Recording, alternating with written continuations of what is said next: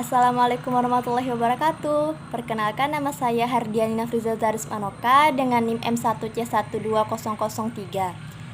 Saya perwakilan dari kelompok 2 yang beranggotakan Darisma Adrianto dengan NIM M1C12017, Eri Muhammad Zakaria M1C1200025, Juwairiyah Nikma Lestari M1C12007, Wafi Al-Nafikri M1C12024, dan Yusril Ihza Mahendra M1C12029.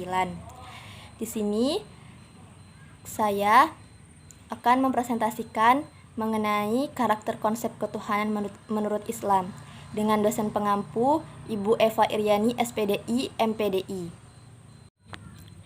Baiklah, dalam karakter konsep ketuhanan menurut Islam ada 6 poin penting yang akan diterangkan. Yang pertama, siapa Tuhan itu? 2. Sejarah pemikiran manusia tentang Tuhan. 3. Konsep ketuhanan dalam Islam. 4. Pembuktian wujud Tuhan.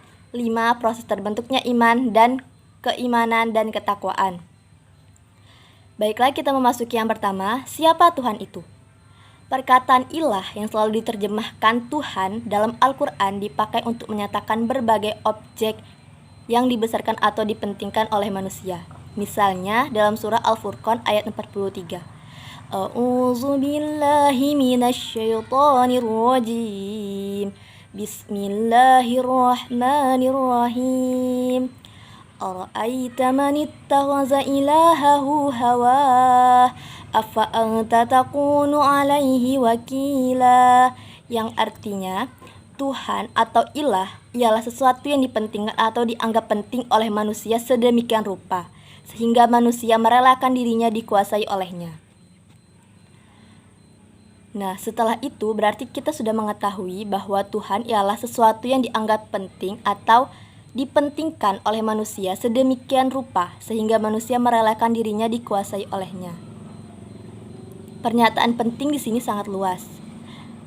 Tercakup di dalamnya yang dipuja, dicintai, diagungkan, diharap-harapkan dapat memberikan kemaslahatan atau kegembiraan, dan termasuk pula sesuatu yang ditakuti akan mendatangkan bahaya atau kerugian. Kemudian sejarah pemikiran manusia tentang Tuhan. Di sini ada 2 pokok pembahasan, yaitu mengenai pemikiran Barat dan pemikiran umat Islam. Menurut pemikiran Barat, yang dimaksud konsep ketuhanan adalah konsep yang didasarkan atas hasil pemikiran baik melalui pengalaman lahiriah maupun batiniah, baik yang bersifat penelitian rasional maupun pengalaman batin. Kemudian dari proses perkembangan pemikiran tentang Tuhan, muncullah teori evolusionisme yang di dalamnya terdapat dinamisme. Menurut paham ini, manusia sejak zaman primitif telah mengakui adanya kekuatan yang berpengaruh dalam kehidupan. Mula-mula, sesuatu yang berpengaruh tersebut ditujukan pada benda.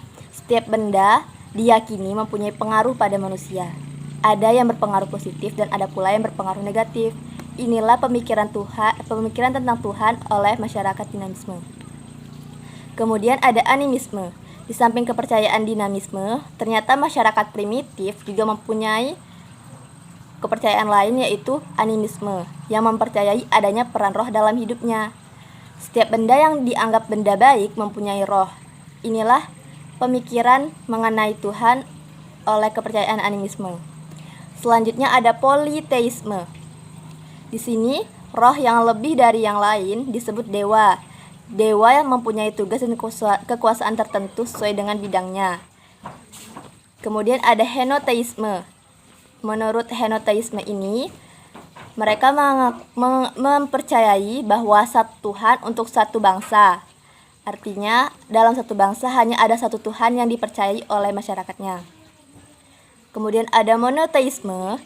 Dalam bentuk kepercayaan henoteisme tadi, melangkah menuju kepercayaan monoteisme. Dalam monoteisme ini hanya mengakui satu Tuhan hanya untuk satu bangsa atau seluruh bangsa dan bersifat internasional.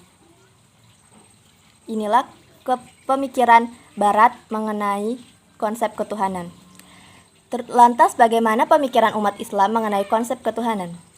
Di kalangan umat Islam ternyata terdapat polemik dalam masalah ketuhanan. Satu kelompok berpegang teguh tentang Jabariyah, yaitu paham yang mengatakan bahwa Tuhan mempunyai kekuatan mutlak yang menjadi penentu segalanya.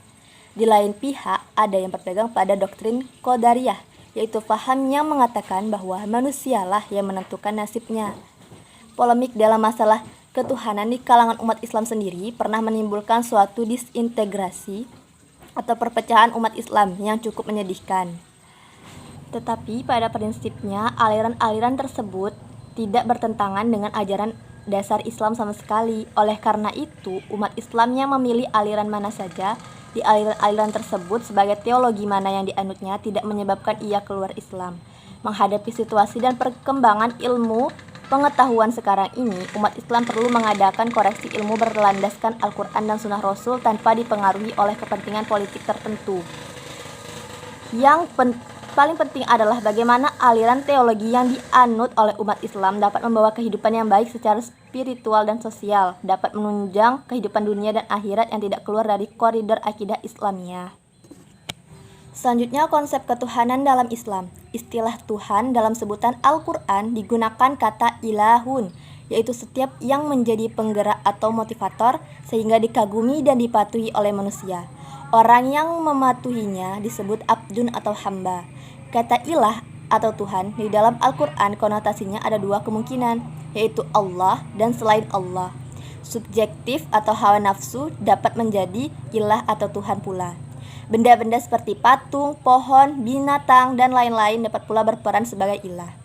Dengan demikian, seseorang yang mempercayai adanya Allah belum tentu berarti orang itu beriman dan bertakwa kepadanya. Seseorang baru bisa dinyatakan bertuhan kepada Allah jika ia telah memenuhi segala yang dikehendaki oleh Allah Subhanahu wa Ta'ala. Atas dasar itu, inti konsep ketuhanan yang Maha Esa dalam Islam adalah memerankan ajaran Allah, yaitu Al-Quran, dalam kehidupan sehari-hari. Tuhan berperan bahkan bukan hanya sekadar pencipta, melainkan juga pengatur alam semesta. Selanjutnya, pembuktian wujud Tuhan. Dalam Al-Quran, penggambaran tentang pengakuan akan eksistensi Tuhan dapat ditemukan dalam Quran surah Al-Ankabut ayat 61-63. A'udzu billahi minasyaitonir rajim. Bismillahirrahmanirrahim. Wala in sa'altahum man khalaqas samawati wal arda wa sakhkhara asy-syamsa wal qamara la yaqulunna Allah fa anna yufakun. Allahu yabsutur rizqa liman yasha'u min ibadihi wa yaqdiru lah. Innallaha bikulli syai'in alim. Wala in sa'altahum man nazzala minas samaa'i ma'an fa ahya bihil arda min ba'di mautiha la yaqulunna Allah qulil hamdulillahi bal aktsaruhum la yaqilun. Yang artinya, dan jika engkau bertanya kepada kami, siapakah yang menciptakan langit dan bumi dan menundukkan matahari dan bulan, pasti mereka akan menjawab Allah. Maka mengapa mereka bisa dipalingkan dari kebenaran? Allah melapangkan rezeki bagi orang yang Dia kehendaki di antara hamba-hambanya, dan Dia pula yang membatasi baginya. Sungguh Allah Maha mengetahui segala sesuatu. Dan jika kamu bertanya kepada manusia, siapakah yang menurunkan air dari langit lalu dengan air itu dihidupkan bumi yang sudah mati, pasti mereka akan menjawab Allah. Katakanlah segala puji bagi Allah, tetapi kebanyakan mereka tidak mengerti. Dari sana, dapatlah kita tarik kesimpulan bahwa banyak sekali bukti-bukti yang dapat digunakan untuk menunjukkan bahwa Tuhan adalah wujud atau ada. Bukti klasik yang sering digunakan adalah tentang adanya alam semesta. Setiap sesuatu yang ada tentu diciptakan dan pencipta adalah Allah Subhanahu wa Ta'ala, Tuhan pencipta alam semesta. Pembuktian dengan pendekatan seperti di atas sebenarnya bukanlah hal baru lagi. Jauh sebelum umat Islam menggunakan pembuktian semacam itu, Plato telah mengemukakan teori dalam bukunya Timaeus yang mengatakan bahwa tiap-tiap benda yang terjadi mesti ada yang menjadikan. Selanjutnya kita masuki proses terbentuknya iman. Proses terbentuknya iman di bawah sejak dalam kandungan memerlukan pemupukan yang berkesinambungan. Diawali dengan proses perkenalan, kemudian meningkat menjadi senang atau benci. Mengenal ajaran Allah Subhanahu wa Ta'ala adalah langkah awal dalam mencapai iman kepada Allah Subhanahu wa Ta'ala. Jika seseorang tidak mengenal ajaran Allah Subhanahu wa taala, maka orang tersebut tidak mungkin beriman kepada Allah Subhanahu wa taala. Yang terakhir adalah keimanan dan ketakwaan. Iman atau kepercayaan merupakan dasar utama dalam memeluk suatu agama karena dengan keyakinan dapat membuat orang untuk melakukan apa yang diperintahkan dan apa yang dilarang oleh keyakinannya tersebut. Atau dengan kata lain, iman dapat membentuk orang menjadi bertakwa.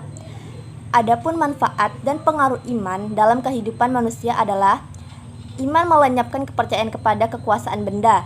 Iman menanamkan semangat berani menghadapi maut. Iman memberikan ketentraman jiwa. Iman mewujudkan kehidupan yang baik, dan iman melahirkan sikap ikhlas dan konsekuen. Baiklah, sekian penjelasan materi mengenai konsep ketuhanan menurut Islam dari kelompok kami. Mohon maaf apabila ada kesalahan. Saya akhiri wabillahi taufiq wal hidayah. Wassalamualaikum warahmatullahi wabarakatuh.